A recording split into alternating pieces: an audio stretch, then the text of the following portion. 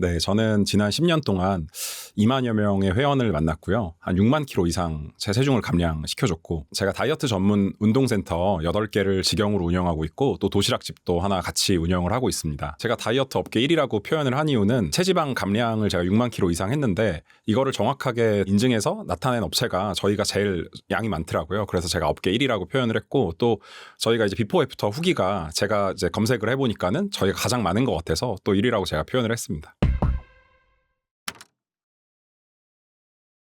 채널에서 굶어서 빼면 절대 안 된다고 강조하셨는데 네. 그 이유가 무엇인가요? 사실 되게 많은 분들이 여전히 굶어서 다이어트 하려고 사실 하시거든요. 근데 제가 항상 말씀드리는 게 굶어서 빼게 되면은 이게 식욕이 더 올라오거든요. 그래서 몸도 망가지고 식욕도 올라오는데 그 몸이 망가진다는 거는 이제 대사 호르몬이 사실 엉망이 되고요. 그다음에 굶게 되면은 대부분 다 이제 간헐적 단식 한다고 굶기도 하고 그다음에 그냥 마냥 굶기도 하는데 그러면 사실 근육이 빠지고 지방은 또 잘 안 빠져요. 근데 더 중요한 건 여기서 굶고 나서 식욕이 올라오기 때문에 굶는 걸 참는 기간 동안 계속 맛있는 게 생각나고 다음 먹을 게 생각나고 저는 이게 되게 또 몸에 안 좋다고 생각을 하거든요. 그렇기 때문에 저는 이제 굶는 다이어트는 추천을 하지 않고요. 몸을 망가지기 때문에 오히려 저는 식욕을 좀 다스리는 게 다이어트에서는 더 중요하지 않나. 그래서 지속적으로 좀 좋은 음식들, 좋은 식단들을 짜서 먹는 게 저는 굶는 것보다 훨씬 중요하다고 생각합니다. 아니면은 이제 굶는 다이어트를 하시고 다시 또 잘 먹어서 요요가 오고 또 굶는 다이어트를 하시고 요요고 사실 제가 많은 회원분들 만나보면 이렇게 다이어트를 반복적으로 하신 분들을 정말 많이 봤는데요. 이게 어느 순간까지는 계속 잘 빠지고 또 다시 다이어트하면 또 잘 빠지고 이렇게 되다가 어느 순간에 굶어도 더 이상 안 빠지는 몸이 되고요. 또 조금만 먹어도 찌는 몸이 되거든요. 이게 그렇게 된 이유가 호르몬이 사실 이제 망가져서 대사가 망가져서 그렇게 되는 원인하고 그다음 근육이 많이 빠지고 지방은 늘어난 상태로 또 그렇게 다이어트를 하기 때문에 그렇게 되는 거거든요. 그러다 보니까 저는 사실 굶는 다이어트는 다이어트 하는 분들한테 좀 절대 하지 마시라 이렇게 말씀드립니다. 그래서 굶는 대신에 좋은 거를 많이 먹어야 된다고 하셨는데 살이 안 찌는 체질 만들어주는 식단 3가지가 어떤 건가요? 사실 이제 살이 안 찌는 체질, 그다음에 또 몸에서 지방을 잘 사용하는 체질을 만들어주는 식단 3가지가 있는데 저는 다이어트 하는 분들한테 꼭 이 3가지를 잘 섭취해라라고 항상 말씀드리거든요. 이 3가지만 잘 섭취해도 사실 정말 살이 많이 빠질 수 있고 정말 놀랍도록 몸매가 변하는 거를 여러분들이 느끼실 수 있거든요. 사실 그중에서 가장 중요하다고 제가 이야기하는 부분이 식이섬유예요. 근데 식이섬유가 어떤 거냐면 탄수화물의 일종인데요. 탄수화물을 보면은 식이섬유가 있고 당질이 있어요. 근데 대부분 사실 당질이 많이 있냐 없냐 이것만 보시고 당류가 있냐 없냐만 보지 사실 정말 중요한 게 식이섬유거든요. 당류를 적게 먹는 것도 중요하지만 식이섬유를 많이 먹는 것도 중요합니다. 한국영양학회에서는 여자는 20g 이상, 남자는 25에서 30g 먹으라고 하는데 사실 미국 같은 경우는 여자가 30일 이상, 남자는 막 38까지 먹으라고 하거든요. 제가 권장하는 거는 최소한 30 이상은 먹어라라고 하는데 이게 식이섬유 하면은 그냥 야채, 채소라고 생각하시는 분들 많은데 식이섬유가 야채, 채소에는 생각보다 얼마 들어있지 않습니다. 식이섬유가 정말 많이 들어있는 것은 통곡물이고요. 그다음 콩류고요. 뭐 견과류 이런 데 사실 많이 들어있기 때문에 이런 식단들로 구성해서 식이섬유를 최대한 채워주시는 게 우리가 몸이 건강한 몸이 되고 또 지방이 타는 몸이 되고 제가 계속 이야기하는 장내 환경을 좋게 만들어서 장내 미생물 균형을 맞추고 유익균을 늘리고 이러는 게 사실 다이어트에 정말 중요하고 또 혈당 스파이크를 또 억제하고 인슐린 저항성 개선하고 그다음 미토콘드리아를 건강하게 활성화하는 게 우리가 지방이 타는 몸이 되고 다이어트가 돼서 요요가 오지 않는 몸을 만드는 건데 식이섬유가 바로 그 역할을 하는 거예요. 제일 중요한 거는 식이섬유를 계속 먹다 보면은 우리가 몸에서 장에서 배부르다는 신호를 보내는 호르몬이 사실 장에서 굉장히 많이 나오거든요. 그중에서 여러분들이 되게 잘 알고 있는 이제 싹센다 위고비의 원료가 되는 GLP-1이라는 호르몬도 나오는데요. 그 GLP-1 호르몬이 장에서 만들어지는데 이게 식이섬유에 굉장히 잘 반응합니다. 그래서 식이섬유를 먹으면은 GLP-1 호르몬, 그다음에 또 CCK나 PYY 같은 배부르다는 신호를 보는 호르몬도 잘 나오게 되고요. 또 식이섬유를 잘 먹게 되면은 우리가 렙틴, 그렐린 들어보신 분들도 있겠지만은 렙틴은 배부를 때 나오는 호르몬이고 그렐린 같은 경우는 배고플 때 나오는 호르몬인데 이 렙틴하고 그렐린 균형도 잘 잡혀서 정말 배부를 때 렙틴이 잘 나오고 그다음에 렙틴이 나와도 이게 렙틴 저항성 때문에 또 문제가 되는 경우가 많은데 그 렙틴 저항성을 줄여주고요. 렙틴에 민감하게 반응하게끔 만들어주고요. 반대로 이제 배고프지 않은데 수시로 그렐린이 나와서 문제가 되는 경우도 있는데 그렐린도 딱 배고플 때만 나올 수 있게 만들어주는 게 식이섬유가 이런 복합적인 역할을 많이 한다라고 된다라고 생각하시면 좋을 것 같고 칼로리 자체적으로도 마이너스 칼로리입니다. 여러분 야채는 마이너스 칼로리다 이런 말 들어보셨겠지만은 많이 먹으면 먹을수록 오히려 다이어트 된다 이렇게 생각하셔도 좋을 것 같습니다. 그래서 식이섬유는 아주 풍성하게 다양한 야채를 드시고 통곡물이나 콩으로 밥을 하시거나 그리고 또 견과류 같은 경우는 샐러드에 넣어서 드셔도 되고 뭐 그릭 요거트나 아니면 따로 간식으로 드셔도 너무 좋을 것 같습니다. 제가 두 번째로 말씀드리고 싶은 식단은 단백질인데요. 사실 단백질은 우리가 근육을 만들기 위해서 너무 중요하고 근손실이 나면은 여러분 아시는 것처럼 다이어트에 좋지 않잖아요. 근육이 많은 게 기초 대사량을 올리고 다이어트에 도움된다는 말을 아마 정말 많이 들어보셨을 겁니다. 근데 역시 이 단백질 식품은요 그것뿐만이 아니고 이 단백질 식품을 소화하는 데 쓰는 에너지가 탄수화물이나 지방보다 월등히 많은 에너지를 쓰기 때문에 단백질을 많이 먹으면 지방이 잘 타는 몸이 된다라는 말이 맞는 말입니다. 그리고 이 단백질 같은 경우는 중요한 게 제가 아까 말씀드렸던 GLP-1 호르몬이라든지 배부름을 느끼게 하는 호르몬 이런 것들을 잘 느끼게 해줄 수 있어요. 그래서 단백질 같은 경우는 여러분이 아는 것처럼 동물성, 신불성 단백질이 있는데 동물성 단백질은 우리가 고기나 그다음에 생선이나 해산물이나 계란이나 이런 게 있죠. 그래서 이런 것들 드시면 되고 식물성 단백질은 콩도 있고 두부도 있는데요. 제가 말씀드리고 싶은 거는 동물성 단백, 식물성 단백질 균형 있게 드시면 되는데 얼만큼 드셔야 되냐. 사실 우리가 근육량이 아주 많다. 나는 유지만 하면 된다. 이런 분들이 사실 별로 없으시잖아요. 그런 분들은 한 1g, 체중 곱하기 1g 정도만 드셔도 되는데 나는 근육량을 좀 적극적으로 늘리고 싶다라는 분들은 체중 곱하기 2g까지 드셔도 되고요. 적어도 1.5g 이상은 드셔야 됩니다. 내가 체중이 60kg다. 그러면은 적어도 90g 이상 그리고 120g 정도까지 제가 드시라고 말씀을 드리는데 너무 많이 먹는 거 아니냐. 뭐 통풍 걸리는 거 아니냐 이렇게 말씀하시는 분들도 많은데 아닙니다 여러분. 통풍 걸리시는 분들은 체중 곱하기 3g, 4g까지 지속적으로 먹어야 걸리는 거지 1.5g, 2g 먹는 걸로는 절대 걸리지 않으니까 걱정하지 않으셔도 되고 그렇게 드셔도 상관없습니다. 제가 계속 말씀드리는 식이섬유 제가 30g까지 먹어라. 그 다음에 단백질 체중 곱하기 1.5에서 2g 먹어라. 근데 사실은 이것만 잘 먹어도 여러분 진짜 배부릅니다. 하루 종일 이것만 먹어도 배부르고 다른 게 생각이 안 나요. 우리가 맛있는 거 참는 거 너무 힘들잖아요. 근데 맛있는 거를 참으려고 굶으면서 다이어트하면 계속 참아야 되는데 오히려 중간중간에 굶지 말고 이렇게 좋은 단백질과 좋은 식이섬유를 계속해서 공급해 주시면은 맛있는 게 생각이 아예 안 나는 건 아니지만은 생각이 훨씬 덜 나게 됩니다. 그래서 제가 계속 이야기하는 게 억지로 끊고 참으려고 하지 말고 오히려 그 시간 동안 좋은 식이섬유랑 좋은 단백질을 좀 계속해서 먹어봐라 말씀드리고 마지막으로 제가 말씀드리고 싶은 거는 좋은 지방입니다. 사실 좋은 지방이 방금 말씀드렸던 우리 배부름을 느끼는 호르몬 이 호르몬을 가장 강력하게 분비시키는 게 좋은 지방입니다. 그래서 그 좋은 지방은 여러 가지가 있는데 오메가3가 많이 함유되어 있는 맥압착 들기름 같은 것도 있고 그다음에 단일 불포화 지방인 뭐 올리브 오일이라든지 아보카도 오일도 있고 또 포화 지방 중에서도 괜찮다고 이야기하는 MCT 오일이나 코코넛 오일 그리고 버터 종류 중에서는 가공 버터 말고 천연 버터 그다음에 천연 버터 중에서도 목초 먹고 자란 소가 만들어낸 목초 버터라고 하죠. 그리고 이제 영어로는 그래서 그래스패드 버터라고 하는데 이제 이런 좋은 지방들을 우리가 매 끼니마다 적당량 섭취하는 게 식욕을 억제하고 또 위에서 배출 속도를 늦추고 다른 음식이 생각나지 않게 만들고 우리의 여러 가지 뇌 건강이나 여러 가지 혈관 건강에도 엄청나게 좋은 역할을 한다는 요즘 연구 결과들이 많이 나오기 때문에 저는 꼭 지방도 잘 먹으라고 말씀드리고 싶습니다. 지방을 먹으면 지방이 찌는 거 아니야 라고 물어보시는 분들이 있는데 전혀 아닙니다. 지방보다 훨씬 안 좋은 게 당류가 많은 탄수화물이고 가공식품이고 또 지방 중에서는 다중불포화 지방 뭐 오메가6가 많이 함유되어 있는 지방이라든지 트랜스 지방이라든지 뭐 마가린, 쇼트닝 이런 게 안 좋은 지방이지 지금 아까 제가 말씀드린 지방들은 좋은 지방들이니까 적당량 식사하시면서 같이 섭취하시면 너무 좋을 것 같습니다. 이런 식단을 시작하면 언제부터 살이 좀 빠지기 시작할까요? 제가 말씀드린 대로 식단하게 되면 거의 한 3일이면은 바로 느끼실 수 있거든요. 말씀드린 설탕, 그다음에 밀가루, 술, 가공식품, 배달음식 이런 거 끊으시고 제가 말씀드린 좋은 식이섬유, 좋은 단백, 좋은 지방 먹으면은 한 3일 정도 지났을 때 내가 몸이 굉장히 가벼워지고 체중도 내려가는 거를 경험하실 겁니다. 근데 몸이 좀 늦게 반응하시는 분들이 있어요. 거의 굶으면서 다이어트 하시는 분들은 사실 바로 반응은 오지 않고 한 일주일에서 2주 정도 걸릴 수 있어요. 그분들도 한 달 하시면 거의 3, 4kg, 많게는 7, 8kg까지 제가 빼시는 분들 봤고 또 남자분들 중에서 고도 비만이신 분들은 거의 한 달만 해도 10kg 가까이 빠지시거든요. 그리고 3달 하시면 여성분들은 10kg 이상, 남성분들은 거의 20kg 이상 가까이 제가 빼는 분들도 정말 많이 봤습니다. 다이어트를 채식이라고 생각하는 분들도 많은데 아까 살짝 말씀해 주셨지만 동물성 단백질이 아니라 식물성 단백질만 먹어도 문제가 없는지 궁금합니다. 저는 이제 채식한다고 식물성 단백질만 먹는 분들의 가장 큰 문제가 뭐냐. 사실 충분한 단백질 섭취가 안 돼요. 요즘에는 이제 필수 아미노산이다 뭐 이런 이야기 때문에 동물성 단백질에는 필수 아미노산 다 있는데 식물성에 다 없다. 그래서 동물성 단백질 먹어야 된다라고 하는데 요즘 이제 연구 결과에서는 식물성 단백질 다양하게 먹으면 상관없다 이렇게 많이 나오거든요. 저는 그걸 떠나서 사실 근육량이 부족한 분들이 사실 대부분이잖아요. 근데 근육량이 부족한 분들이 근육량을 늘리거나 유지하기 위해서 제가 계속 말씀드리는 체중 곱하기 1.5에서 이만큼 먹어야 되는데 식물성으로 먹기가 불가능해요. 왜냐하면은 우리가 콩이나 두부를 먹는다고 했을 때 콩이나 두부 100g에는 단백질이 10g 정도밖에 안 들어있어요.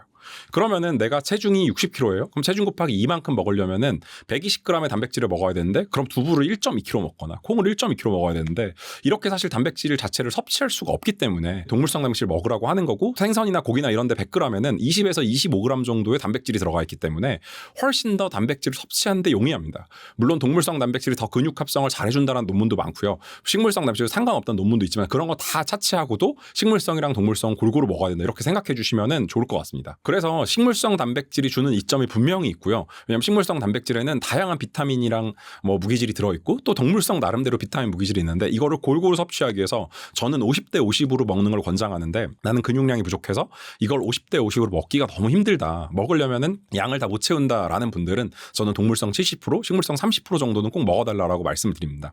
그렇다면 좋은 단백질 음식 중에서 좀 추천하는 음식이 있으실까요? 저는 이제 가장 좋은 단백질이라고 하면 동물성 중에서 저는 고등어나 삼치 같은 이런 생선류를 추천하는데요.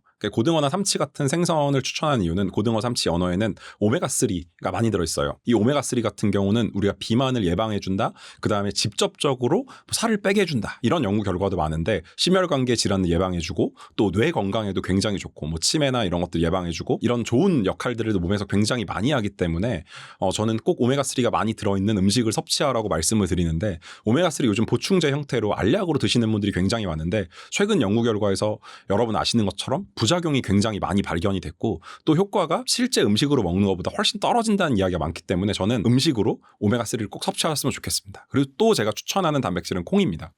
콩 같은 경우에는 정말 좋은 게 단백질만 있는 게 아니고 식이섬유가 엄청 많이 있어요. 그래서 제가 계속 이야기하는 식이섬유도 많이 먹어야 되고 다이어트 하려면 단백질도 많이 섭취해야 되는데 이 두 개를 5대5로 가지고 있는 게 콩이에요. 그렇기 때문에 콩은 간식으로 볶아서 먹을 수도 있고요. 밥 지을 때 같이 넣을 수도 있고 그다음에 삶아서 샐러드에 넣어서 먹을 수도 있거든요. 또 그리고 통조림으로도 굉장히 잘 나와요.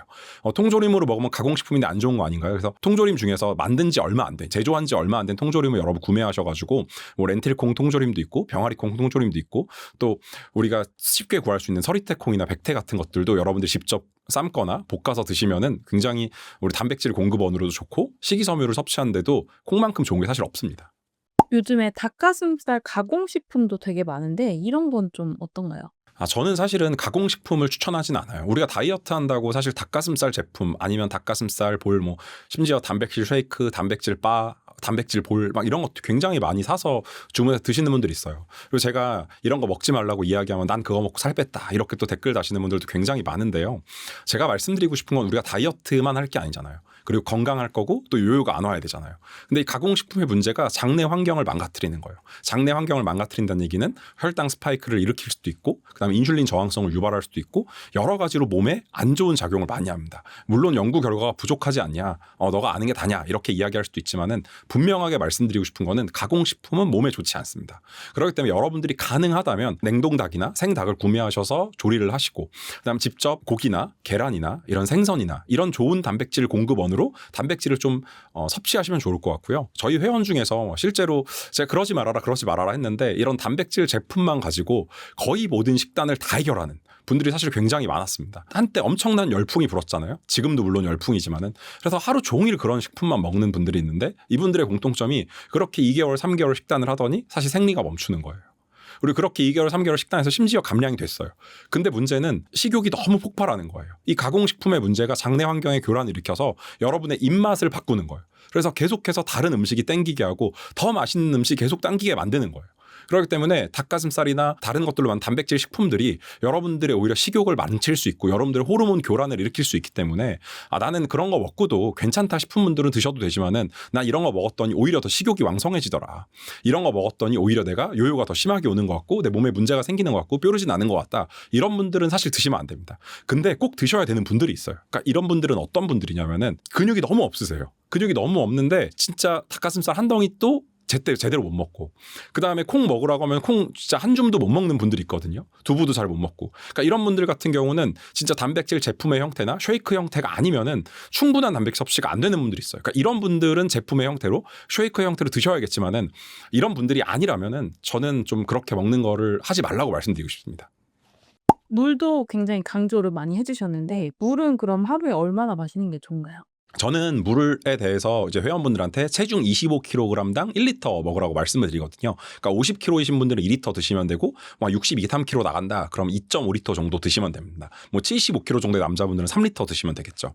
100kg 넘는다고 4리터 넘게 드시지 말고 최대 한 4리터까지 저는 드시는 거를 추천드리는데, 뭐 그러면 간이나 신장 망가지는 거 아니한데, 망가진다는 사례는 6리터 이상 먹었을 때 사실 사례가 나오지 4리터까지는 괜찮으니까는 드시면 좋을 것 같고요. 물이 우리 몸에 굉장히 이로운 작용을 많이 합니다. 그냥 물 먹어서 소화시키는데 마이너스 칼로리다. 물 한 컵 먹으면 다 소화시키는데 50칼로리 정도 든다. 이런 연구 결과도 있지만은 더 중요한 거는 물이 우리 피부를 좋게 만들고요. 장이 물을 엄청 좋아합니다. 앞전에 식이섬유를 많이 먹으라고 계속 말씀드리는데 식이섬유만 많이 먹고 물을 안 드시는 분들 특징이 오히려 변비가 심해지고, 심지어 식이섬유를 제가 많이 먹으라고 했더니 이거를 야채나 이런 통곡물로 드시지 않고 제품으로 사서 드시는 분들이 계시더라고요. 근데 그 제품으로 먹고 물을 섭취하지 않아가지고 응급실을 가시는 분까지 봤어요.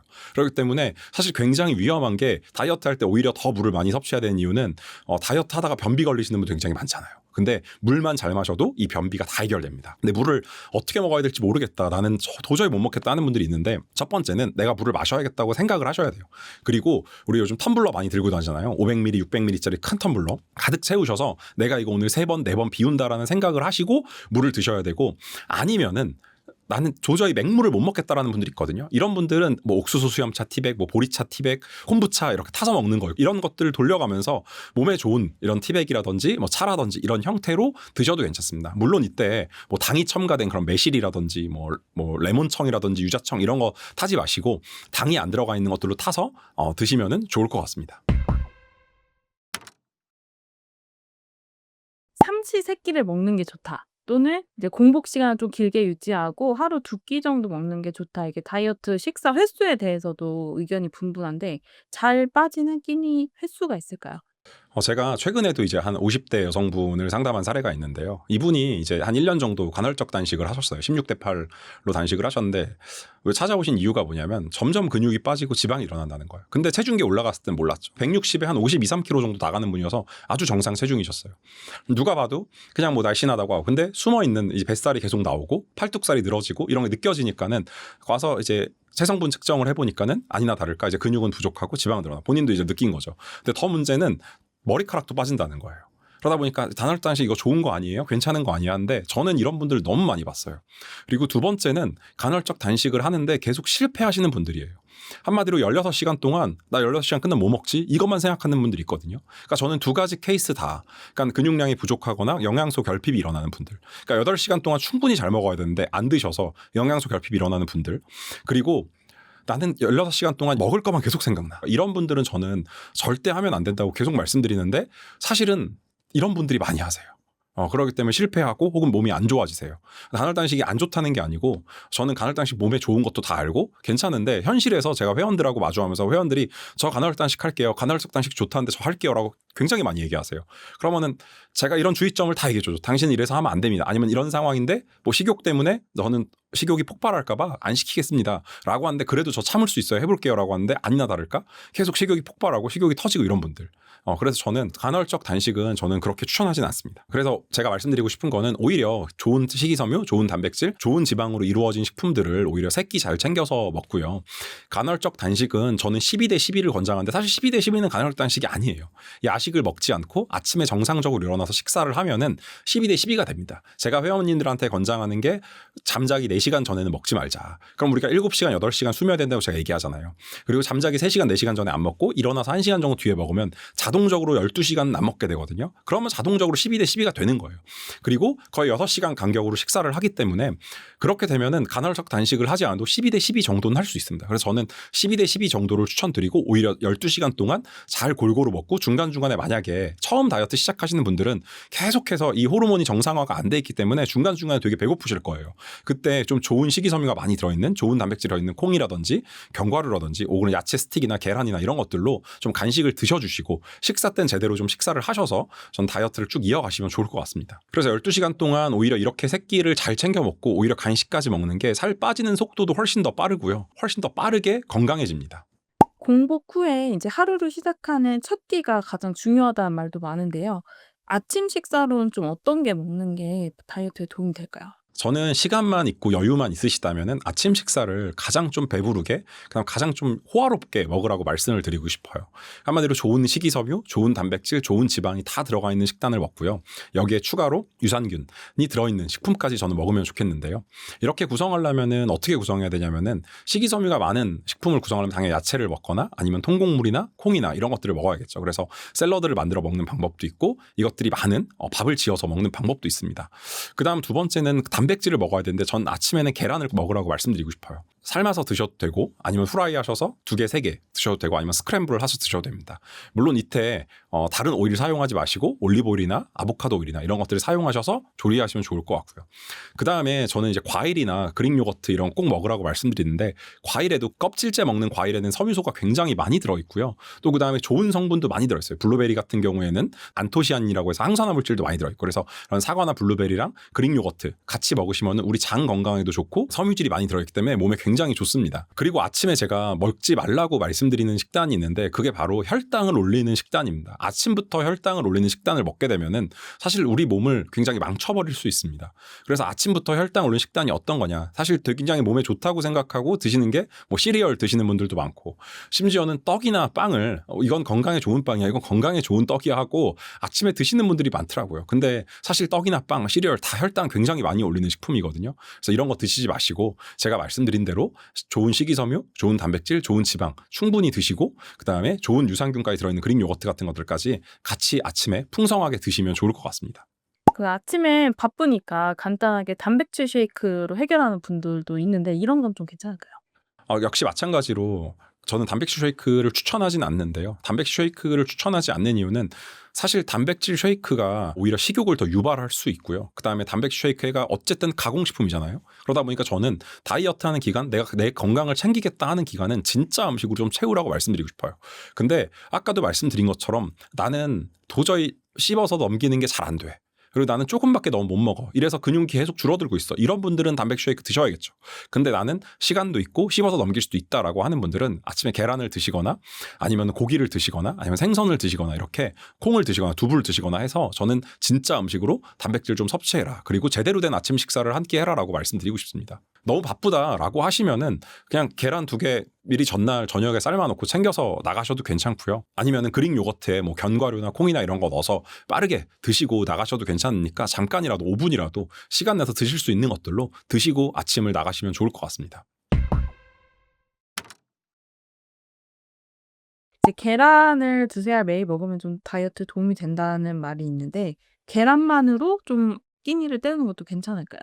사실 저는 바쁘면은 계란만이라도 먹으라고 말씀드리고 싶은 게 계란에는 굉장히 양질의 단백질과 그다음 양질의 또 지방이 들어있습니다. 노른자에는 굉장히 좋은 지방이 들어있죠. 근데 이게 오해하시는 분들이 노른자 먹으면 콜레스테롤 올리는 거 아니야. 근데 이거는 수많은 논문으로 콜레스테롤 올리지 않는다고 이미 증명이 됐고요. 그리고 오히려 몸에 더 좋다. 오히려 다이어트 하는데 더 도움되고 건강에 좋다라는 이야기들이 훨씬 많이 증명됐기 때문에 저는 계란은 많이 드셔라. 그래서 뭐 2개, 3개, 뭐 5개까지도 괜찮으니까는 그렇게 드셔도 몸에 전혀 이상 없습니다. 그리고 충분히 아침, 점심, 저녁 혹은 간식까지 계란을 많이 드셔도 되는데 물론 계란만 먹게 되면은 섬유질이 없죠. 그래서 섬유질이 있는 것들과 같이 먹어야 되는데 그래서 단백질하고 좋은 지방은 계란에서 충분히 먹을 수 있으니까는 저는 계란 많이 드시면 좋을 것 같고 가능하다면은 야채라든지 뭐 통곡물이라든지 이런 견과류나 이런 거랑 같이 드시면 더 좋을 것 같습니다. 그 탄수화물 완전히 좀 끊는 키토 다이어트도 여전히 많이 하고 계신데 탄수화물 끊는 건 어떻게 보시나요? 사실 탄수화물 끊는 다이어트를 하게 되면은 살은 잘 빠질 수 있어요. 근데 사실 저는 탄수화물 끊는 거를 절대 반대합니다. 왜 절대 반대하냐면은 탄수화물에는 당류 때문에 탄수화물을 끊으려고 하는데 당류 당질과 함께 식이섬유가 있습니다. 그래서 저는 식이섬유가 풍부한 당류는 적고 식이섬유는 풍부한 탄수화물을 최대한 많이 먹어라라고 계속 말씀드리는데 이거를 먹지 못하게 돼요. 근데 우리 몸을 건강하게 만드는데 가장 중요한 역할을 하는 게 이 식이섬유예요. 그렇기 때문에 제가 통곡물, 콩류, 그다음에 채소, 그다음에 뭐 견과류 이런 거 드시라고 하는 이유가 이 식이섬유 때문에 계속 말씀을 드리는데, 만약 지방만 위주로 먹는 그런 키토제닉 다이어트를 하게 되면은 이걸 다 못 먹기 때문에 건강해지는 게 아니고 오히려 건강을 해칠 수 있어요. 우리가 그냥 살만 빼는 게 아니고 건강해지려고 하는 거잖아요. 장내 환경을 개선하고, 그다음에 인슐린 저항성 개선하고, 혈당 스파이크 안 일어나게 하고, 그다음에 우리 미토콘드리아나 이런 것들을 건강하게 해서 우리가 살이 빠지는 몸, 지방이 타는 몸으로 만드는데 섬유질이 저는 꼭 드셔야 된다, 이 말씀 드리고 싶습니다. 식이섬유 먹을 때 과일에 식이섬유 많지 않나요? 이렇게 물어보시는 분들이 있는데, 사실 최근에 나오는 과일들은 불과 10년 전만 해도 달지 않았는데 굉장히 달아진 과일들이 굉장히 많아요, 사실.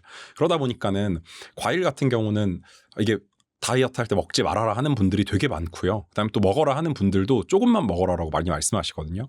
그게 당 때문에 그래요. 왜냐면 이게 계속 개량을 하다, 품종 개량을 하다 보니까 당이 너무 높아졌어요. 심지어는 요즘에 주사기로 주사를 한다 그러더라고요, 당을. 그러다 보니까 과일이 달아지는데, 그래서 제가 말씀드리고 싶은 거는 딱 두 가지인데, 첫 번째는 껍질째 먹을 수 있는 과일을 드셔야 돼요. 왜냐면 껍질에 식이섬유가 많이 들어있거든요. 식이섬유랑 당을, 과일을 같이 먹게 되면은 우리가 혈당이 올라가는 속도가 굉장히 느려집니다. 천천히 완만하게 들어가기 때문에 껍질째 먹을 수 있는 과일을 저는 먹어라. 두 번째는 베리류 있어요. 뭐 블루베리도 있고 블랙베리도 있고, 그다음에 뭐 아티초크도 이런 비슷한 종류의 베리류들이 있거든요. 딸기도 있고요. 그래서 그런 것들은 혈당을 천천히 올립니다. 그래서 요거 드시고, 마지막으로 말씀드리고 싶은 거는 좀 신과일을 말씀드리고 싶어요. 왜냐하면은 똑같은 과일인데 신 버전이 있고 단 버전이 있는 것들이 있어요. 근데 신과일들은 우리 혈당을 그렇게 많이 올리지 않거든요. 오히려 신과일들은 몸에 좋게 만드는 성분이 많은데, 단과일들은 정말 나무에 매달린 초콜릿이다, 나무에 매달린 과자다, 이렇게 말하기 때문에 저는 신과일들 이렇게 위주로 먹으라고 말씀드리고 싶습니다. 네, 마찬가지로 감자, 고구마, 단호박이 사실 굉장히 좋은 에너지원이에요. 그래서 이거를 바로 에너지로 사용할 수 있는데, 왜냐하면 당류, 당질이 들어있기 때문에. 근데 마찬가지로 식이섬유가 얼마 없어요. 그래서 꼭 감자나 고구마나 단호박을 드실 때는 저는 껍질째 드시라고 말씀을 드리고 싶은데, 충분히 푹 삶고 제대로 익히면, 그리고 껍질이 여러분들이 충분히 잘 씻으면은 드셔도 괜찮거든요. 그래서 저는 감자, 고구마도 단호박도 좀 껍질째 드셔라, 이렇게 말씀드리고 싶고, 껍질을 다 까서 감자, 고구마, 단호박을 먹게 되면은 우리가 식이섬유 하나도 안 먹고 당질, 당류만 거의 다 먹게 되기 때문에 저는 꼭 껍질째 먹어라, 이렇게 말씀드리고 싶습니다. 여러분, 그 GI 지수라고 아마 들어보셨겠지만은, GI 지수라는 게 혈당을 빠르게 올리냐 아니면 혈당을 천천히 올리냐라는 기준으로 나눈 건데요. 그래서 포도당 먹었을 때 혈당을 올리는 게 100이다라고 하면 그거 기준으로 나눠 놓은 건데, GI 지수가 낮은 과일을 드시는 게 혈당을 좀 천천히 올린다, 그리고 GI 지수가 낮은 탄수화물을 먹는 게 혈당을 올리는 측면에서 좋다라고 생각하시면 될 것 같습니다. 지방은 무조건 피하지 말고 좋은 지방 먹어야 된다, 아까도 말씀해 주셨는데 이 나쁜 기름이라는 게 있다고요? 일단 확실하게 몸에 나쁜 지방이라고 밝혀진 것들은 트랜스 지방입니다. 우리가 마가린, 쇼트닝 이런 애들이 트랜스 지방인데, 이 트랜스 지방이 또 어디서 나오냐? 씨앗 기름류, 오메가6가 많은 씨앗 기름류를 고온으로 가열해서 조리하면 트랜스 지방이 나옵니다. 그래서 튀긴 음식 먹지 말라고 하는데, 그래서 이 나쁜 지방들을 먹게 되면은 우리 몸이 다이어트만 실패하는 게 아니고 건강을 해쳐요. 그리고 우리 여러 가지 대사가 망가지고, 또 뇌 기능에도 안 좋아지고, 장내 환경에도 안 좋고, 그러다 보니까 이 나쁜 지방들은 피해야 됩니다. 그리고 이 오메가6가 가열하지 않아도, 물론 이제 가열해서 쓰시겠지만은, 가열하지 않아도 이 오메가6 자체만으로 몸에 염증을 일으키는 지방입니다. 근데 오메가6 지방산도 필수 지방산이에요. 그러니까 몸에 꼭 필요해요. 왜냐하면 염증을 일으켜서 다시 또 재생하고 하는 게 필요하기 때문에 오메가6도 먹어야 되지만, 문제는 오메가6 대 오메가3의 비율이 깨진 게 문제예요. 그러니까 WHO에서 권장하는 거는 한 4대1 정도로 먹어라라고 권장하는데, 우리 식습관을 살펴보면 15대1에서 많게는 40대1까지 균형이 깨진 경우가 많다는 거예요. 그래서 1대1에서 4대1 정도로 먹어라라고 말하기 때문에 저는 오메가6를 최대한 적게 먹고 오메가3를 많이 먹어라, 이렇게 말씀드리고, 그럼 오메가3가 많은 지방은 뭐가 있어요? 라고 물어보시는데, 제가 아까 단백질 때도 말씀드렸지만은 등푸른 생선, 그래서 고등어나 삼치 같은 것에 꽁치, 삼치 이런 데 많이 있고요. 그다음에 연어에 많이 들어있고, 또 우리 기름 중에서는 들기름에 많이 있습니다. 근데 들기름 같은 경우 아까 씨앗 기름이랑 마찬가지로 고온으로 압착하게 되면 발암 물질이 나오기 때문에 냉압착한 생들기름으로 드실 수 있으면 저는 드셔서 오메가3를 충분히 많이 섭취해라. 그래서 오메가3와 오메가6의 균형을 맞추자 말씀드리고 싶습니다. 그래서 나쁜 기름은 오메가6가 많이 들어있는 뭐 콩기름이나 포도씨유나 까놀라유나 해바라기씨유나 이런 것들, 우리 집에 흔히 있는 기름이죠. 이런 것들이 있으면은 여러분 집에서 좀 치우시면 좋을 것 같고요. 좋은 기름은 단일 불포화지방산 올리브유나 아보카도 오일이 있고, 또 오메가3가 많이 들어있는 냉압착 들기름 이런 것들이 있습니다. 입맛 리셋 방법이 있다고 하셨는데 여러분들이 다이어트를 시작한다고 아마 가공식품, 설탕, 밀가루, 액상과당 이런 것들 아마 다 끊어본 경험이 있으신 분들이 있을 거예요. 근데 그렇게 3일, 일주일 끊고, 혹은 한 달, 두 달, 세 달까지 끊고 나서 다시 드시면은 어떻던가요? 그렇게 끊고 나서 바깥 음식을 먹게 되면은 굉장히 달게 느껴지거나 굉장히 짜게 느껴질 수 있어요.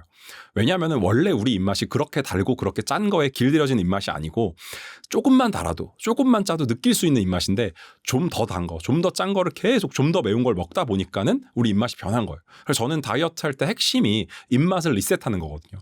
그래서 중간에 가급적이면은 치팅하지 말아라. 자극적인 거 먹지 말아라. 왜냐하면은 우리 입맛이 원래대로 돌아와야지 양배추만 먹어도 달고 당근만 먹어도 달고 사과만 먹어도 달고 이렇게 느껴져야 정상이거든요. 그리고 소금이 조금만 들어간 음식만 먹어도 짜게 느껴져야 되는데 우리가 더 짜고 더 맵고 더 단 자극적인 음식을 찾게 되면은 우리가 건강을 찾을 수도 없고 건강한 다이어트를 할 수가 없어요. 그래서 그런 음식들을 좀 멀리해서 입맛을 리셋하는 것까지 다이어트에 포함된다. 그래서 우리가 몸도 리셋해서 건강하게 만들고 우리가 다이어트를 하게 되면 뇌도 리셋이 됩니다. 그래서 뇌도 뇌에 뿌옇게 브레인 포그라고 하는데 뇌에 뭐가 낀 것처럼 잘 기억이 안 나고 그다음에 뭔가 좀 멍하고 이런 것들이 다 혈당 스파이크가 계속 일어났던 증상이라면 다이어트 기간 중에는 우리 뇌를 깨끗하게 리셋하고 몸도 리셋하고 그다음에 입맛까지 딱 리셋하게끔 하시면은 우리가 정말 건강도 찾고 다이어트 성공하고 정말 좋을 것 같습니다. 다이어트를 한다고 하면은 대부분 다 다이어트에 실패하시는 분들의 특징이 다이어트 하니까는 나는 양배추 먹을 거야. 난 다이어트 하니까 닭가슴살 먹을 거야 라고 생각하세요. 근데 양배추 먹고 닭가슴살 먹을 거야 라고 생각하다 보면은 안 먹게 돼요. 나 양배추 좀 이따 먹어야지. 닭가슴살 조금 이따 먹어야지. 계란은 조금 이따 먹어야지.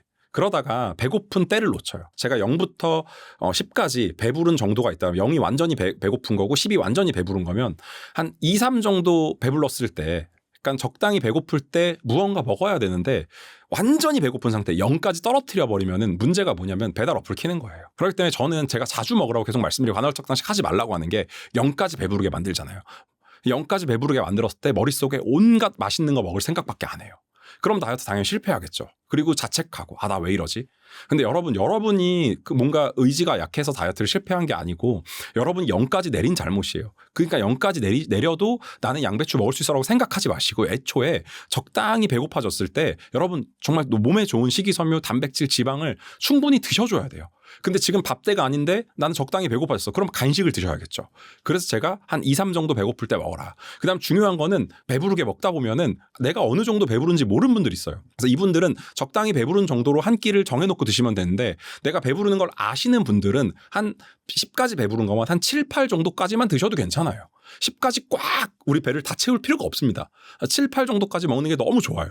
그래서 7, 8 정도까지 채우시고 다시 또 쭉 떨어져서 2, 3 되면 또 드시고 이거를 계속해서 반복하는 훈련을 하셔서 적당히 배고플 때 먹고 적당히 배부를 때 수저 내려놓고 그럼 나중에 우리가 맛있는 음식 일반식으로 돌아가서도 똑같이 그렇게 할 수 있습니다. 그러면은 우리가 계속해서 이걸 먹을 게 아니잖아요. 계속해서 완전 좋은 식이섬유, 단백질, 지방만 먹는 게 아니고 결국 다이어트가 끝나고 나면 맛있는 음식들도 먹고 우리가 흔히 말하는 정말 가공식품이나 배달 음식도 먹게 될 텐데 그런 거 먹을 때도 우리가 몸이 나빠지지 않게 할 수 있습니다. 그 올챙이처럼 이제 배만 나온 마른 비만인 분들도 되게 많잖아요, 요즘. 그래서 요런 내장 지방형 이 비만인들은 또 어떻게 해야 뱃살이 빠질까요? 사실 거의 40대 넘어가서 오시는 분들이나 50대 분들이 저희 회원으로 오시면은 체중은 정상이신데 배만 나온 분들이 정말 많으세요. 내장 지방이 많아서 배만 나온 경우에 정말 위험한데요. 왜냐하면 얘네들이 각종 질병을 일으키게 돼요. 그래서 체중은 정상인데 이분들이 다이어트 하러 오는 이유가 외형적인 부분도 있지만은 대부분 병원 가셔서 뭐 고콜레스테롤이다 아니면 뭐 혈압이 문제가 있다 혈당이 문제가 있다 아니면 뭐 당뇨 전 단계다 뭐 당화 혈색소가 너무 높다 수치가 이런 것 때문에 오시거든요. 내장 지방이 그런 문제들을 일으켜서 사실 문제가 되는 겁니다. 그래서 이거를 빠르게 빼줘야 되는데 이거를 빠르게 빼주는 방법이 있습니다. 내장 지방을 빠르게 제거해야 되는데 내장 지방을 빠르게 제거하려면은 제가 앞에서 말씀드린 식단을 우선적으로 하는 게 너무 중요하고요. 그다음 물을 잘 드시는 거, 그다음 수면을 잘 하시는 게 중요한데 운동을 해주셔야 돼요. 그러니까 어떤 운동을 해주셔야 되냐면 이런 분들 특징이 하체가 굉장히 얇으세요. 그래서 하체 근력 운동을 반드시 해주셔야 되고요. 그 다음에 유산소 운동을 반드시 해주셔야 돼요. 그래서 저는 딱 3가지 운동만 하라고 항상 말씀드리는데 첫 번째는 존투 운동이라는 거예요. 그러니까 존투 운동이 뭐냐?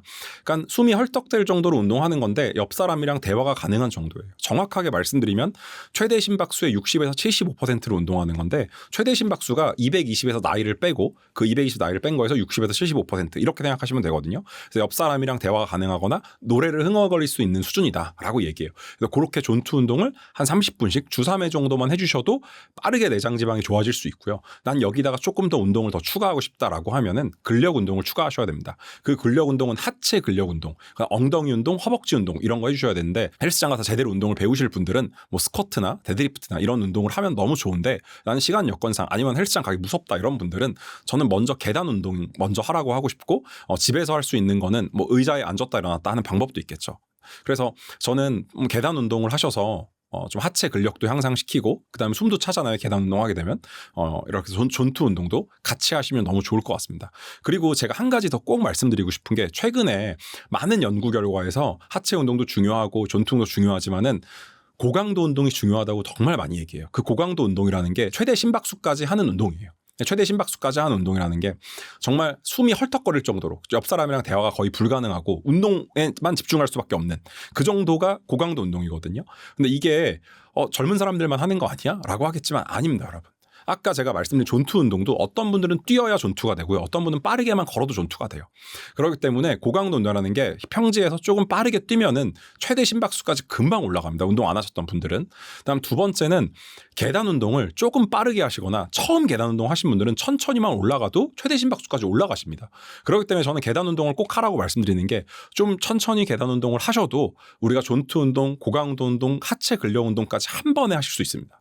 나는 좀 적응이 됐어라고 하시면 좀 많이 하시면 됩니다. 계단 운동. 그러면 처음에는 존투로 가다가 나중에 올라가겠죠. 더 적응했어 그런 분들은 이제 조금 빨리 계단 운동 하시면 되고 뭐 2칸씩 올라가셔도 되고. 그래서 하체 근력 운동이랑 존투 운동 그다음에 고강도 운동까지 잘 병행해서 운동하시면은 살도 잘 빠지고 심폐도 건강해지고 뇌도 굉장히 맑아집니다. 여러 가지로 건강상으로 주는 이점이 많고 건강상으로 좋은 호르몬들이 운동에서 많이 나오기 때문에 저는 이렇게 운동 꼭 하시라고 말씀드리고 싶고 여러분들이 만약에 운동을 배울 거다라고 하면 이런 고강도 운동 그다음에 존투 운동 그다음에 하체 근력 운동 그리고 몸 주변의 전신 근력 운동을 잘 가르쳐 줄 수 있는 곳에 가셔서 운동을 꼭 배우시면 좋을 것 같습니다. 10,000보 걸었어. 20,000보 걸었어. 이렇게 걷기로 시간 채우기로 운동하시는 분들도 많거든요.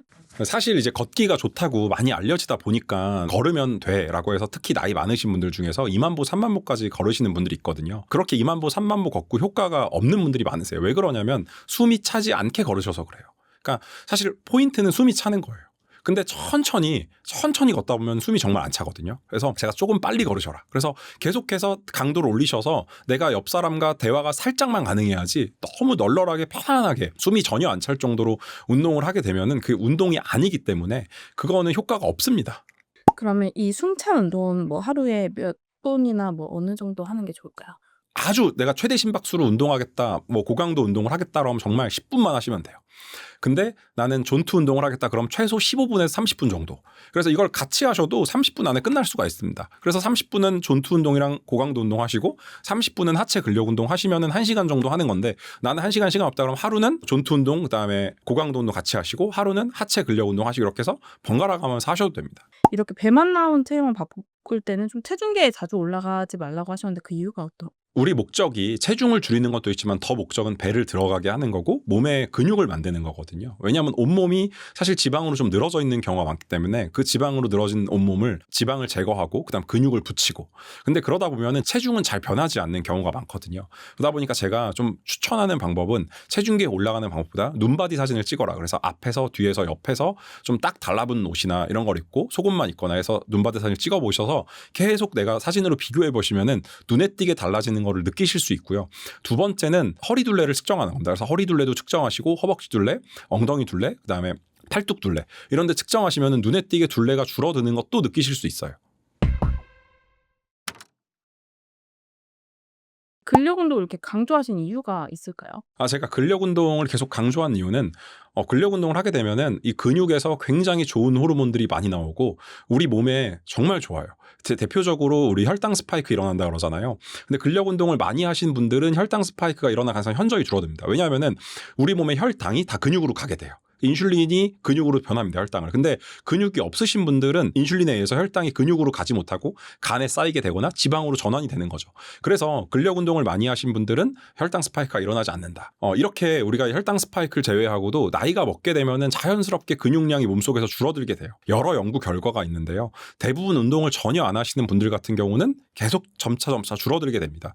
그렇기 때문에 우리가 근육을 사수하거나 근육을 더 늘리려고 노력을 해야 되는데, 그러려면 단백질 식품을 잘 먹고 다른 건강한 탄수화물 지방 먹는 것도 중요하지만은 근력 운동을 반드시 같이 해주셔야 됩니다. 근력 운동이 먼저냐, 유산소가 먼저냐 이런 게 궁금하신 분들도 많더라고요.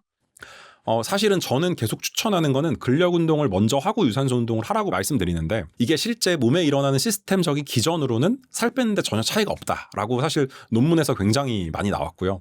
근데 제가 근력 운동을 그래도 먼저 하라고 말씀드리는 이유는, 제가 유산소 운동을 좀 타이트하게 존투 운동 막 고강도 유산소 운동을 막 시키고 나서 근력 운동을 시켜보니까 생각보다 근력 운동에서 에너지를 많이 못 쓰세요. 왜냐하면 근력 운동이라는 게 우리가 이제 근육을 써야 되잖아요. 에너지를 써야 되잖아요.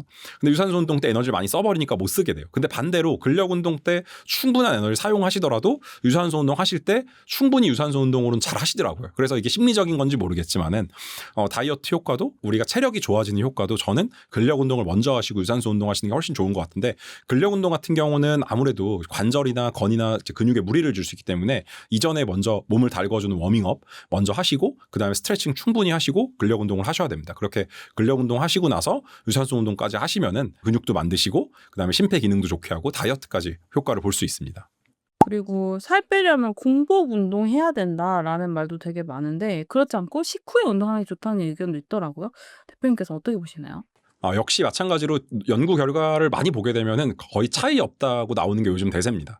그럼에도 불구하고 저는 이제 공복에 운동하라고 계속 말씀드리는데, 공복에 운동하시게 되면은 우리의 몸에 에너지를 쓰는 게 혈당이 이제 글리코겐으로 바뀌어서 저장돼서 글리코겐을 쓰는데 글리코겐이 다 고갈된 상태이기 때문에 바로 지방을 사용하게 됩니다. 이때 공복에 운동을 하게 되면, 운동하고 나서 식사를 하게 되면은 우리 근육이 더 생기기에 유리하게 되겠죠. 그래서 이렇게 공복을 운동하는 게, 제가 이제 회원분들을 되게 많이 관찰해 왔을 때 공복에 운동하시는 분들이 살도 더 잘 빠지고 그다음 근육도 잘 생기고 이런 분들이 많기 때문에 저는 공복에 운동하는 걸 추천드리는데, 공복에 운동을 마셔야 되는 분들이 있는데, 공복에 운동을 하고 나서 배고픔을 이기지 못하고 정말 필요 이상으로 많은 걸 드시거나 아니면 정말 좋은, 지금 다이어트 중이라서 좋은 식이섬유, 좋은 단백질, 좋은 지방을 먹어야 되는데 이거를 도저히 먹지 못하겠다. 제가 아까 말씀드린 배고픔 레벨이 빵까지 가서 0까지 가서 정말 맛있는 거를 막 운동이 끝나고 나면은 막 치킨 피자밖에 생각이 안 난다. 이런 분들 같은 경우는 사실 공복 운동이 좀 위험할 수 있죠. 오히려 식사를 하고 운동하시는 게 더 좋을 수 있습니다. 그래서 다이어트적인 측면으로 봤을 때는 내가 내 식단을 좀 조절할 수 있다. 공복으로 운동하고 나서 난 건강하게 식사할 수 있다.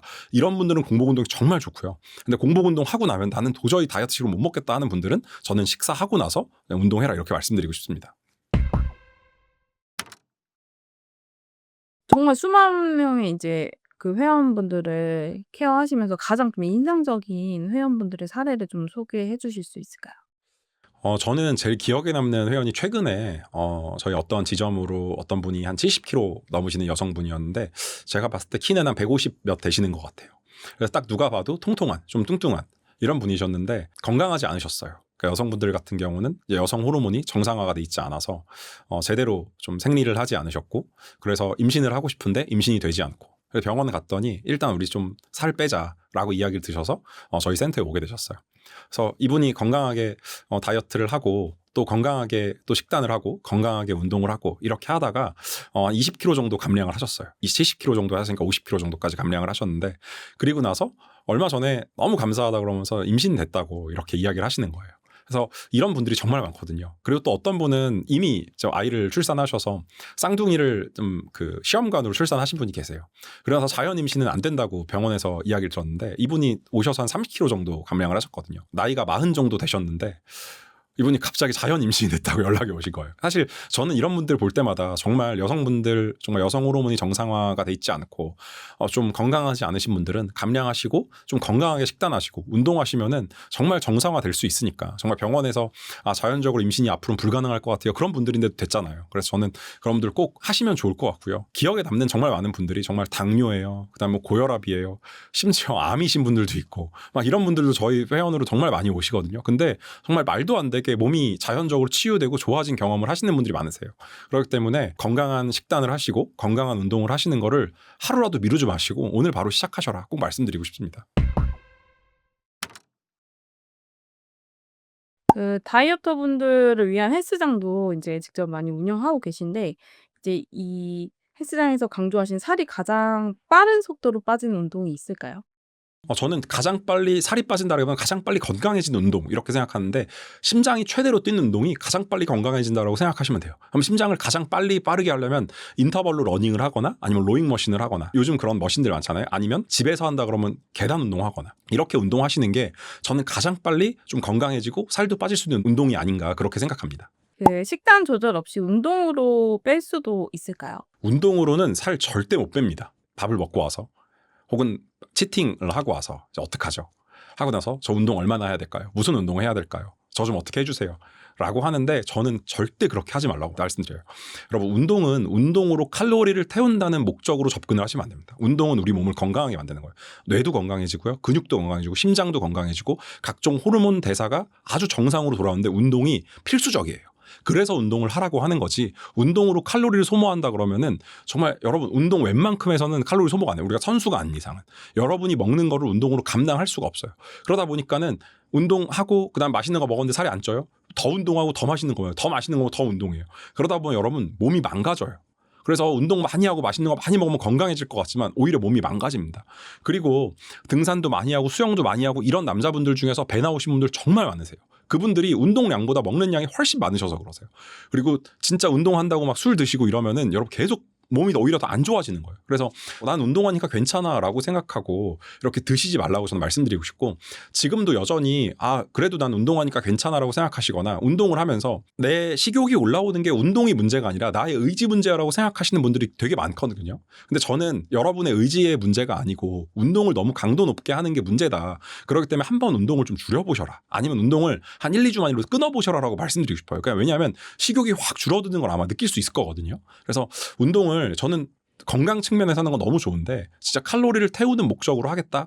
이건 진짜 제가 반대합니다. 또 최근에 연구 결과에서는 운동을 늘리면 늘릴수록 활동 에너지는 늘어나겠죠. 활동 대사량은 늘어납니다. 근데 문제는 운동을 더 많이 하면은 기초 대사량이 줄어든다는 거예요. 이런 연구 결과가 진짜 많거든요. 그러다 보니까 운동으로는 우리가 에너지를 무한정 태울 것 같지만 오히려 기초 대사량을 줄여버린다는 거예요. 그러니까 여러분 아마 운동하면서 느끼셨겠지만은 운동을 열심히 하다 보면은 우리 내장 기관이나 뇌 기관이나 다른 기관들이 좀 쉬어요. 마찬가지로 운동을 하게 되면은 여러 기관들이 쉬기 때문에 기초 대사량이 좀 떨어진다는 연구 결과가 많거든요. 그래서 저는 적당히 운동하셔라라고 항상 말씀드립니다. 그리고 절대로 먹은 거를 운동으로 태우려고 하지 말아라.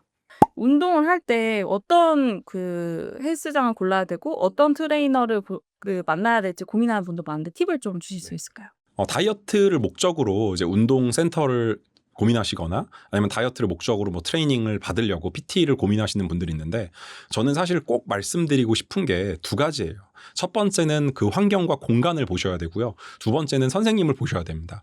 첫 번째 먼저 환경과 공간을 먼저 말씀드리면은 여러분 운동한다고 러닝크루에 가입하시거나 등산 동호회에 가입하시는 분들 굉장히 많으세요. 근데 러닝크루에 가입하고 끝났는데 치킨에 맥주를 먹어요. 등산 동호회 갔는데 끝나고 파전에 막걸리를 먹어요. 그럼 여러분 제대로 하고 있는 걸까요? 다이어트에 성공할까요? 당연히 아니겠죠. 여러분이 어떤 공간에 가시던 간에 그 공간에서 함께 건강해지고 다이어트를 하려는 목적으로 모이시는 분들이 있는 곳으로 저도 갔으면 좋겠어요. 그렇다고 하면 끝나고 뭐 샐러드를 먹거나 아니면 몸에 좋은 음식들을 싸와서 서로 나눠 먹거나 이런 곳이라면 저는 적극 추천하지만은 진짜 끝나거나 술 마시러 간다, 뭐 떡볶이 먹으러 간다, 파전에 막걸리 먹으러 간다 하는 그런 운동을 하는 그런 그룹이다. 그럼 저는 그런 곳은 가지 않으시면 좋을 것 같고 내가 가서 나는 그들과 어울리지 않고 혼자 열심히 잘할 수 있어. 여러분 금방 어울리고 금방 같이 동화됩니다. 여러분 절대 그런데 그런 공간으로 가시면 안 됩니다. 그래서 운동 공간을 선택할 때 첫 번째는 이걸 기억하시고 두 번째는 선생님인데요. 대부분 다 운동 선생님 선택하실 때 운동만 목적으로 하시면 운동만 잘 가르쳐 주시는 분을 선택하시면 돼요. 근데 대부분 다 운동만 가르쳐 주는 걸 아니고 식단까지 잘 가이드 해주시는 분을 찾길 원하거든요. 근데 식단을 찾을 때 대부분 선생님들이 사실 나쁜 거 끊는 거에 대해서 굉장히 굉장히 많이 말씀하세요. 그리고 칼로리 따지고 탄단지 따지고 이러다 보면은 사실 우리가 먹을 수 있는 게 몇 개 없고 또 참다 보니까 굉장히 괴로워지고 이렇게 되거든요. 그래서 여러분들을 정말 건강하게 좀 식단을 안내해 줄 수 있는 운동뿐만이 아니고 식단에 대해서 지식이 좀 많은 분들, 공부를 많이 하신 분들, 그리고 여러분의 정말 그 배고픔과 맛있는 걸 먹는 거에 대한 참는 것과 이런 것들에 대해서 같이 공감해 주고 좀 대안책으로 제시해 줄 수 있는 분들을 찾으시면 저는 좋을 것 같고요. 그래서 좋은 선생님 고르시고 좋은 공간에 가시면 저는 좋을 것 같습니다. 예전에 저는 다른 일을 하다가 이제 이 일을 하게 됐는데 다른 일을 하다가 살이 너무 많이 쪘어요. 그래서 제가 이제 다이어트를 하려고 다이어트 도시락도 배달을 해서 먹어보고 PT도 받아보고 그룹 운동도 해보고 사실 되게 많은 운동, 되게 많은 다이어트를 했는데 저는 다 실패했어요. 저는 맨날 저녁마다 배달 음식을 시켜 먹게 되고 햄버거, 피자 굉장히 좋아했습니다. 그때가 또 신혼이어가지고 얼마나 많이 먹고 살이 쪘는지. 근데 저는 제 의지 문제인 줄 알았어요. 제가 잘 안 되는 게. 제 의지 문제인 줄 알았는데 제가 이 일을 하기로 마음을 먹고 제가 공부를 하기 시작하고 제 몸에다가 정말 각종 식이섬유, 단백질, 좋은 지방 이렇게 저렇게 제가 먹어보면서 각종 논문을 찾아보고 책을 읽어보다 보니까는 제 의지 문제가 아니라는 거예요. 제가 제대로 먹기 시작하니까는 몸속에 호르몬이 정상화되고 몸이 정상화되면서 제가 맛있는 게 그렇게 땡기지가 않더라고요. 그리고 제가 운동하러 나가기가 너무 싫었는데 이 운동하러 나가기 싫은 것 제 의지인 줄 알았는데 오히려 제 몸에 호르몬이 정상화되니까 제가 더 움직이고 싶고 그다음에 더 나가고 싶고 그러다 보니까 저희 회원들한테도 딱 한 번만 딱 일주일만 참고 오셔라. 3일만 오셔라. 그다음에 3일만 식단 제대로 해보셔라. 일주일만 해보셔라. 왜냐하면은 3일만 운동 오면 그다음부터 운동 나올 수 있어요. 일주일만 오면 그다음부터 운동 나올 수 있어요. 그다음에 3일만 식단하고 일주일만 식단하면 내가 맛있는 거 참는 그 힘도 훨씬 더 줄어들게 되고요. 그다음에 내가 먹고 싶은 거 생각도 덜 나게 되고 그다음에 계속해서 건강한 걸 찾게 되거든요. 사실 처음 3일 일주일이 힘들지 제가 해보니까는 이게 여러분의 의지 문제가 아니고 호르몬 교란의 문제이기 때문에 금방 돌아옵니다, 여러분. 그래서 그렇게 생각하시면 좋을 것 같고 제가 운동센터에 갔는데 제가 막 운동을 하려고 다이어트 하려고 하는데 끝나고 나서 같이 치킨 먹고 맥주 먹으러 가고 또 같이 모여서 또 누군가가 떡볶이 싸워서 같이 떡볶이 먹고 전 다이어트 하려고 갔는데 오히려 다이어트가 안 되는 거예요. 그래서 저는 제가 의지 문제라고 생각했어요. 내가 거절했어야 되는데 내가 먹지 말았어야 되는데 그래서 저는 사실 그때는 이제 이걸 하려고 생각을 못했고 그리고 나서 이제 제가 PT샵에 갔는데 이분이 운동은 정말 너무 잘 가르쳐 주시는데 식단은 거의 신경을 안 써주시는 거예요. 하다 보니까 제가 식단을 잘 신경 써준 데 없을까? 이렇게 고민을 많이 하고 이런저런 센터에 다녀보고 공부를 하다가 제가 결국은 이 일을 하게 됐고 제가 결심한 거는 식단을 잘 신경 써주자. 오히려 1시간 운동보다 23시간 동안 어떻게 생활하냐가 다이어트에서 중요하기 때문에 이 시간들을 더 봐주자. 이 오는 시간보다. 그리고 이 공간을 다 다이어트한 사람들이 다이어트에 집중할 수 있게끔 누군가가 맛있는 거 먹으러 가서 이런 거 못하게끔 혹은 맛있는 거 싸와서 막 나눠 먹고 이런 거 못하게끔 그런 공간으로 만들자 해서 제가 다이어트 센터를 하게 됐고 10년 동안 그렇게 운영하다 보니까는 여기서 이제 감량을 10kg 이상 감량하신 분들 수천 명 나오고 정말 2만여 명을 정말 6만 kg까지 빼게 된 것 같습니다. 그 몇 킬로에서 몇 킬로로 제가 처음에 거의 90kg 가까이 갔고요. 그다음에 이제 다이어트 하다 보니까는 바디 프로필을 찍고 싶더라고요, 제가. 그래서 한 70kg 정도까지 감량해서 바디 프로필을 촬영했고 전염병 있을 때 제가 센터 문을 닫아야 되잖아요. 할 수 있는 게 없는 거예요. 제가 지점이 여러 개다 보니까 월세랑 관리비는 다 내야 되는데 센터 문은 닫아야 되고 직원들 월급은 줘야 되고 그러다 보니까 너무 괴롭더라고요. 그 괴로운 시간들이 되면서 9시까지밖에 못하고 10시까지밖에 못하면서 밤에 야식을 먹고 또 괴로워하고 그냥 그런 나날들을 지속하다 보니까 다시 어느새 제가 체중이 90kg까지 불게 됐어요. 근데 이때 제가 딱 마음 먹은 게 내 맘대로 센터를 오픈할 수도 없고 내 맘대로 회원들을 모을 수도 없으니 내가 내 맘대로 할 수 있는 건 내 몸밖에 없다라는 생각으로 제가 다시 한번 다이어트도 하고 좀 바디 프로필을 결심하게 됩니다. 그리고 그때 거의 90kg에서 한 20kg 가까이 감량해서 70kg로 다시 한번 바디 프로필 촬영을 하게 되고 제가 건강하게 좀 살을 찌워서 지금은 한 76kg에서 78kg 유지하고 있는데 제가 뺐을 때도 저도 똑같이 했어요. 좋은 식이섬유 꼭 30g 이상 챙겨 먹었고 단백질 제 체중 곱하기 2만큼 챙겨 먹었고 물 많이 마시려고 노력했고 좋은 지방들 같이 먹었고 잘 잤고 이런 것들 노력해가지고 전 최대한 잘 하려고 노력을 했습니다. 그래서 충분히 저는 그 기간 3달 정도 됐거든요. 근데 3달 정도 기간 동안 한 20kg 정도를 저는 좀 무난하게 감량을 해서 남자분들은 사실 이 정도면은 한 90kg 정도 70kg 정도는 이 정도면 충분히 좀 할 수 있고요. 여자분들 같은 경우도 한 10kg 정도는 3달 정도 똑같이 하시면은 감량할 수 있으니까는 저 믿고 꼭 따라해 보시면 좋을 것 같습니다. 잠의 중요성 정말 많이 강조하셨어요. 근데 살을 뺄 때 수면이 중요한 이유는 무엇인가요? 살을 뺄 때 제가 잠 잘 자라고 엄청 많이 말씀을 드리거든요. 우리가 자는 동안 호르몬이 정상화되고요. 자는 동안 지방도 빠지고 또 근육도 생겨납니다. 그렇기 때문에 잠을 안 자고 나서 살을 뺄 수도 없고 근육을 만들 수도 없어요. 그리고 몸에 우리 호르몬 대사를 좋게 만든다, 장내 환경을 좋게 만든다. 잘 못 자면은 이 모든 것이 이루어지지 않습니다. 네, 그렇기 때문에 잘 자는 게 다이어트에도 건강에도 아마 식단이나 운동보다 1순위로 가장 중요하지 않나 이렇게 말씀드리고 싶습니다. 그렇다면 좀 몇 시간 정도 자는 게 좋은지, 또 늦게 자도 그 시간만 채우면 되는 건지 궁금해요. 저는 몸에 가장 좋은 거는 7시간에서 8시간 자는 게 가장 좋고요. 그리고 몸에 가장 좋은 시간은 이제 어두워진 상태에서 자서 이제 해가 떴을 때 일어나는 게 이 서카디안 리듬이라고 해가지고 몸에 가장 좋다고 알려져 있어요. 근데 사실 현대인들 중에서 그렇게 주무실 수 있는 분들은 그렇게 하시면 정말 좋지만 안 되는 분들이 계세요. 어쩔 수 없이. 내 일 때문에 여러 가지 상황 때문에. 그래서 그럼 난 망했어. 이렇게 생각하지 마시고 충분히 여러분 7시간, 8시간 채우셔서 주무시면은 그래도 비슷한 효과를 낼 수 있습니다. 그리고 최대한 빛이 아침에 안 들어오게끔 커튼이라든지 암막 커튼을 치시고 그다음에 저녁에는 최대한 이제 형광등보다는 좀 노란등, 그래서 블루라이트를 좀 차단하시고 하면은 비슷한 효과를 누릴 수 있으니까는 그렇게 좀 노력을 하시면은 좋을 것 같습니다. 그리고 이제 교대 근무하시는 분들 같은 경우도 잠을 잘 못 주무세요. 근데 어차피 못 주무시니까 교대 근무하시는 분들, 불면증이신 분들 잘 못 주무시니까 그냥 안 잘래 생각하시는데 여러분 안 자면 진짜 건강을 망칩니다. 그래서 교대 근무하시는 분들도 어느 날 전혀 못 잤어요. 그럼 어떤 날 14시간, 15시간 자야죠. 어느 날 4시간밖에 못 잤어요? 그럼 그 다음에 10시간, 11시간 자야겠죠. 그래서 이렇게 여러분이 잘 자려고 아깝다고 생각하지 마시고 자는 시간 잘 자려고 꼭 노력하시면 좋을 것 같습니다. 다이어터를 위한 최적의 수면 패턴이 있을까요? 뭐 식사 시간 포함해가지고. 다이어트를 성공하는 데 있어서 정말 수면 패턴이 정말 중요한데요. 일단 제가 앞서서 말씀드린 것처럼 7시간, 8시간 자는 게 정말 중요합니다. 근데 이것보다 더 중요한 거는 자기 전에 어떻게 하냐인데 우리가 자기 전에 식사를 합니다. 근데 식사하고 바로 자면 안 되는 거 아마 다 아실 거예요. 그래서 마지막 식사는 잠자기 4시간, 최소 3시간 전에는 끝내줘라. 이게 다이어트한테 너무 중요한 거고요. 두 번째는 잠을 자는 시간이 푹 자야 돼요. 얕게 자는 거랑 푹 자는 거랑 다른 거 다 아시잖아요. 근데 푹 자기 위한 조건이 몇 가지 있어요. 푹 자려면요. 우리 몸이 굉장히 안정화돼야 됩니다. 그중에서 특히 우리 눈과 뇌가 쉬어야 되는데 계속 잠자기 직전까지 핸드폰 보시고 뭐 릴스 쇼츠 넘기시고 이러면은 계속 뇌랑 눈이 활동하다가 바로 잠드는 거기 때문에 푹 못 주무세요. 그래서 최대한 저는 블루라이트 차단하시고 TV나 핸드폰 그다음에 뭐 형광등 이런 거 차단하시고 내 눈이 정신없이 돌아가는 것들 차단하시고 뭐 책을 읽거나 아니면 명상을 하거나 뭐 좀 따뜻한 차를 드시거나 이런 방식으로 뇌랑 눈을 충분히 휴식을 해준 상태에서 수면으로 들어가셔야지 잠을 푹 주무십니다. 잠을 푹 자는 게요. 건강하고 다이어트 전부 정말 중요해요. 그리고 자는 동안 사실 더워서 깨시는 분들이 정말 많으시거든요. 추워서 깨시는 분들은 전 별로 없는 것 같아요. 근데 감기 걸린다 하시는 분들 제외하고는 좀 춥게 주무시는 게 다이어트에 정말 좋거든요. 진짜 많은 연구 결과에서 방의 온도를 낮췄더니 살이 더 잘 빠졌다는 연구 결과가 정말 많아요. 그리고 여러분들 갈색 지방, 백색 지방이라고 들어보신 분들도 있겠지만은 갈색 지방은 열을 내는 지방이고요. 백색 지방은 열을 내는 지방이 아닙니다. 그래서 갈색 지방이 많아져야지 우리가 살이 잘 빠진다. 백색 지방이 많으면 오히려 살이 더 찐다라고 하는데 몸을 추운 곳에 노출할수록 갈색 지방이 많아진다라는 연구 결과가 많습니다. 그래서 추운 곳을 노출해라. 찬물 샤워해라. 이렇게 이야기하는 이유가 계속해서 우리 몸을 갈색 지방화하고 그다음에 살을 더 잘 빼기 위해서 몸이 지방이 타는 몸으로 만들기 위해서 그렇게 말씀드리는 거고 그리고 실제로 약간 추운 환경에서 우리가 좀 더 잘 잔다는 연구 결과가 있기 때문에 저는 조금 추운 환경에 잤으면 좋겠다 말씀드리고 싶습니다.